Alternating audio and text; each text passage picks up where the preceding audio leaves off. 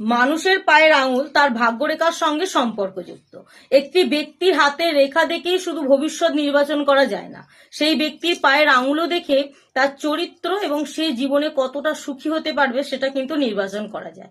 যেমন ধরুন, যে ব্যক্তির পায়ের আঙুল মোটা, সেই ব্যক্তি কিন্তু তার পরিবারের সদস্যদের থেকে, আত্মীয় স্বজনদের থেকে, বন্ধু বান্ধবীদের থেকে ভালোবাসা অর্জন করতে পারে।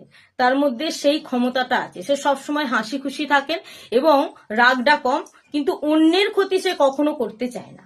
আঙুলের মাঝের দূরত্ব, এই লক্ষণ দেখেও কিন্তু একটি ব্যক্তির চরিত্র নির্বাচন করা যায়।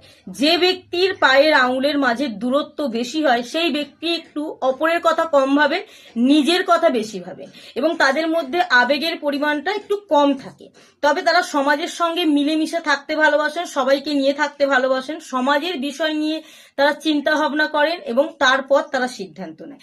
যে কোনো কাজ করার আগে অতিরিক্ত ভাবেন, অতিরিক্ত চিন্তা ভাবনা করে সেই কাজে হাত দেন, কিন্তু যেই কাজেই হাত দেন না কেন সেই কাজে কিন্তু তারা সফলতা অর্জন করে।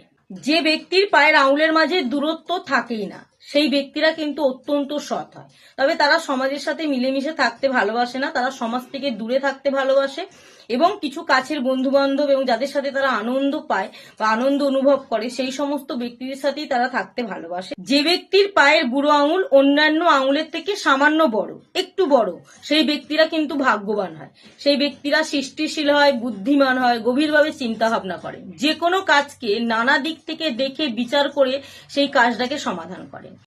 আর যে ব্যক্তির পায়ের বুড়ো আঙুল অন্যান্য আঙুলের থেকে সামান্য ছোট হয়, তারা কিন্তু সব দিক থেকে, সব কাজের দিক থেকে সমান গুরুত্ব পায় এবং সমান গুরুত্ব দেয় যে কোনো কাজকে। তো এই ভিডিওটি কেমন লাগলো কমেন্টে জানাবেন। ভিডিওটি যদি ভালো লেগে থাকে অবশ্যই লাইক, কমেন্ট আর শেয়ার করতে ভুলবেন না।